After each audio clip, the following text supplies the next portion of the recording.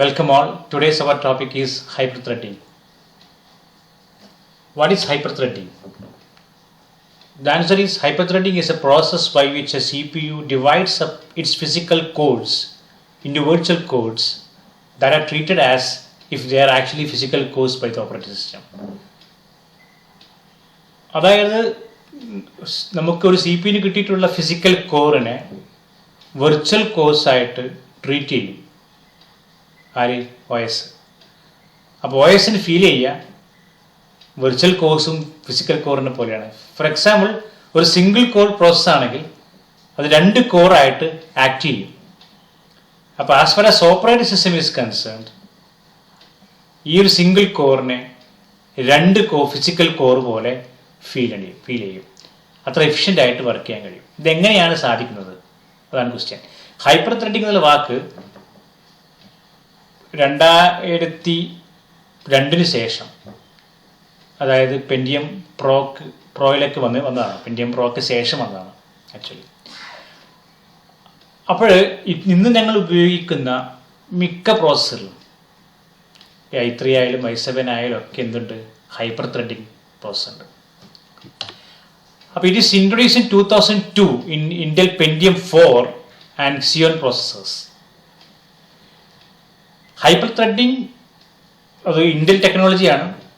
Hyper threading is a technology used by some Intel microprocessors that allows single microprocessor to act like 2 separate processors to the operating system. അതാണ് ഇപ്പം ഞങ്ങൾ പറഞ്ഞ കാര്യം തന്നെ. With hyper threading, a microprocessor's core processor can execute 2 rather than 1 concurrent streams or threads of instructions sent by the operating system. അതായത് ഒരു സമയത്ത് തന്നെ ഒന്നിലധികം ത്രെഡ്സ് കൈകാര്യം ചെയ്യാൻ പറ്റും, അല്ലെങ്കിൽ എക്സിക്യൂട്ട് ചെയ്യാൻ പറ്റും. എന്താണ് ത്രെഡ്? ത്രെഡ് മീൻസ് ഒരു പ്രോസസ്സിനെ പല ത്രെഡുകളായിട്ട് മാറ്റും, പല ഷെഡ്യൂളിംഗ് ചെയ്യും. ഷെഡ്യൂളിംഗ് ചെയ്യുന്ന സമയത്ത് ചെറിയ ടാസ്കുകളാക്കി മാറ്റിയിട്ടാണ് ഒരു പ്രോസസ്സ് ഉണ്ടാവുക. അങ്ങനെ ഓരോ ത്രെഡുകളുമാണ് ആക്ച്വലി എക്സിക്യൂട്ട് ചെയ്യുന്നത്. അപ്പോൾ ഓരോ ത്രെഡും എക്സിക്യൂട്ട് ചെയ്യുമ്പോൾ ഹൈപ്പർ ത്രെഡിങ്ങിൽ സംഭവിക്കുന്നത് ഒരേ സമയത്ത് ഒന്നിലധികം ത്രെഡുകൾ എക്സിക്യൂട്ട് ചെയ്യും. അത് 2 കോറുകളിൽ ഫീൽ ചെയ്യും. ഉദാഹരണത്തിന് ഇപ്പം ഞാൻ എക്സാമ്പിൾ പറയുകയാണെങ്കിൽ, ഞങ്ങൾ ഭക്ഷണം കഴിക്കുന്നു, വായ കൊണ്ട് ഭക്ഷണം കഴിക്കുകയാണ്.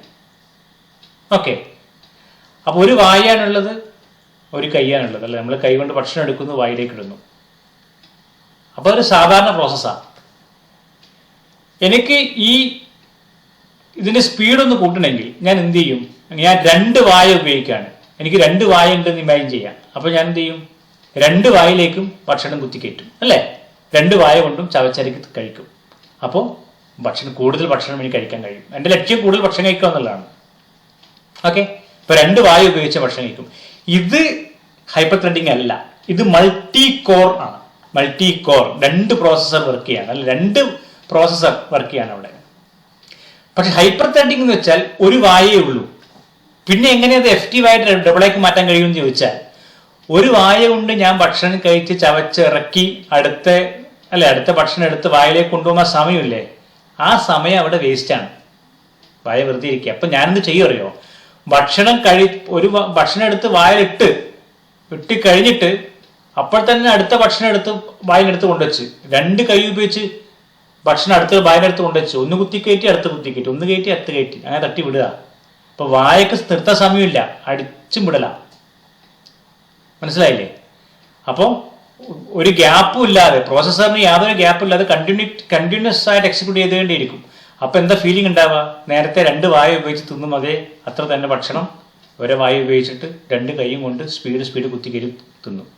ഒരേ എഫക്റ്റാണ്. ഇതാണ് ആക്ച്വലി ഹൈപ്പർ ത്രെഡിംഗ് സംഭവിക്കുന്നത്.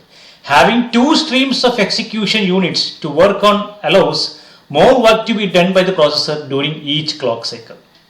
ഓക്കെ, ഒരു ക്ലോക്ക് സൈക്കിൾ തന്നെ ഒന്നിലധികം പ്രോസസ്സ് നടന്നുകൊണ്ടിരിക്കും, എക്സിക്യൂഷൻ നടക്കും. Hyper threading works by allowing each core in your CPU to do 2 actions at the same time. Thus 2 cores will virtually work like 4 cores. ഇപ്പോൾ ഒരു 2 core process ആണെങ്കിൽ, for example Intel dual core ആണെങ്കിൽ, dual core means അല്ലെങ്കിൽ core to do എന്നൊക്കെ പറഞ്ഞാൽ 2 കോറാണ് അതിനകത്ത് അല്ലേ. അപ്പോൾ ഈ ഡുവൽ കോർ പ്രോസസറിനകത്ത് ഹൈപ്പർ ത്രെഡിംഗ് കൊണ്ടുവച്ചാലോ ഒരു കോറ് തന്നെ 2 ത്രെഡ് ഒരേ സമയത്ത് വർക്ക് ചെയ്യും. അപ്പൊ മൊത്തം 4 ത്രെഡ് വർക്ക് ചെയ്യും. 4 ത്രെഡ് ഒരേ സമയത്ത് വർക്ക് ചെയ്യുന്ന പറഞ്ഞാൽ വിർച്വലി ഇറ്റ് ഈസ് 4 കോർ പ്രോസസ്സായി മാറും. ഓക്കെ, ഇത് അതേപോലെ ഒരു ഒക്ടാ കോർ പ്രോസസർ ആണെങ്കിലോ 8 കോർ ഉണ്ടാവും അതിനകത്ത്. 8 പ്രോസസർ ഉള്ള പോലെയാണ്. അപ്പോൾ 8 കോറിൽ ഓരോന്നും 2 ത്രെഡ് എടുത്താലോ 16 ത്രെഡ്, 16 പ്രോസസർ ഉള്ള പോലെ ഫീലിംഗ് ആവും. This will give better processor performance since it is improving the CPU's efficiency. This way you can use more demanding apps or games at the same time. അതായത് ഞങ്ങൾ കൂടുതൽ efficiency വേണ്ട, കൂടുതൽ data ഒരേ സമയം കൈകാര്യം ചെയ്യുന്ന പ്രോസസ്സിനാണ് ആക്ച്വലി ഹൈപ്പർ ത്രെഡിങ് വേണ്ടി വരിക. ഫോർ എക്സാമ്പിൾ, നമ്മൾ ഒരു നെറ്റ് ബ്രൗസ് ചെയ്യുന്നു. നെറ്റ് ഒരു ബ്രൗസ് ചെയ്യാൻ വലിയ പ്രോസസ്സൊന്നുമല്ല. അത് ജസ്റ്റ് വെബ് നമ്മൾ ഫയർഫോക്സ് അല്ലെങ്കിൽ മോസില്ല ഫയർഫോക്സ് പോയിട്ട് ഓപ്പൺ ചെയ്യുമ്പോൾ ജസ്റ്റ് അത് ഓപ്പൺ ചെയ്ത് വരും. അതേസമയത്ത് ഞാനൊരു വീഡിയോ ഗെയിം കളിക്കുകയാണ്. ഒരു വീഡിയോ ഗെയിം പ്ലേ ചെയ്യുകയാണെങ്കിൽ കുറച്ചും കൂടി കോംപ്ലക്സ് ആയിട്ടുള്ള ഹൈ ഡെഫിനിഷൻ ഡാറ്റ വരികയാണ്. ആ സമയത്ത് എനിക്ക് ഒരുപാട് ത്രെഡിങ് നടത്തേണ്ടി വരും. അപ്പോഴാണ് ഹൈപ്പർ ത്രെഡിങ് കൂടുതൽ എഫക്റ്റീവായിട്ട് നമുക്ക് എന്താ പറയുക അതിൻ്റെ അപ്ലിക്കേഷൻ ഫീൽ ചെയ്യുക. അല്ല, ചെറിയ ചെറിയ പ്രോസസ്സിന് ഹൈപ്പർ ത്രെഡിങ് ആവശ്യം വരുന്നില്ല ആക്ച്വലി. ഓക്കെ, വീഡിയോ ഗെയിംസ് അല്ലെങ്കിൽ അതിനേക്കാൾ കോംപ്ലക്സ് ആയിട്ടുള്ള Photoshop making, video editing, okay, these request. കാരണം ഇത്തരം പ്രോസസ്സുകൾ കൈകാര്യം ചെയ്യുന്നത് ഹൈ ഡെഫിനിഷൻ, ഹൈ ഡാറ്റയാണ്. ഒരുപാട് ഡാറ്റ ഒരേ സമയത്ത് കൈകാര്യം ചെയ്യേണ്ടി വരും. ഫോർ എക്സാമ്പിൾ, ഞാനിപ്പോൾ എൻ്റെ ഈ കമ്പ്യൂട്ടറിൻ്റെ ഒരു കാര്യം നിങ്ങൾ എടുത്തു കഴിഞ്ഞാൽ, നമ്മളിപ്പോൾ എന്താണ് കമ്പ്യൂട്ടറിൻ്റെ ടാസ്ക് മാനേജർ എടുത്തു കഴിഞ്ഞാൽ, ഇവിടെ ഇപ്പോൾ നമ്മൾ ടാസ്ക് മാനേജറിൽ പോയി കഴിഞ്ഞാൽ you can see performance. Okay, you can see performance. അപ്പോൾ ഇവിടെ എൻ്റെ കമ്പ്യൂട്ടർ എന്താണ് Intel Pentium R Gold G5 420 CPU ആണ് ഉപയോഗിക്കുന്നത്. ഓക്കെ, എൻ്റെ ഈ CPU എത്ര കോറുണ്ട്? 2 കോറാണ് ഉള്ളത്. 2 കോർ. പക്ഷെ ലോജിക്കൽ പ്രോസസ്സർ എത്രയാ? 4. അപ്പോൾ എല്ലാവരും മൈക്രോ പ്രോസസ്സറിൽ കാണാൻ പറ്റും കമ്പ്യൂട്ടർ ഉണ്ടെങ്കിൽ അല്ലേ. 3 ക്യാഷേ ഉണ്ട്.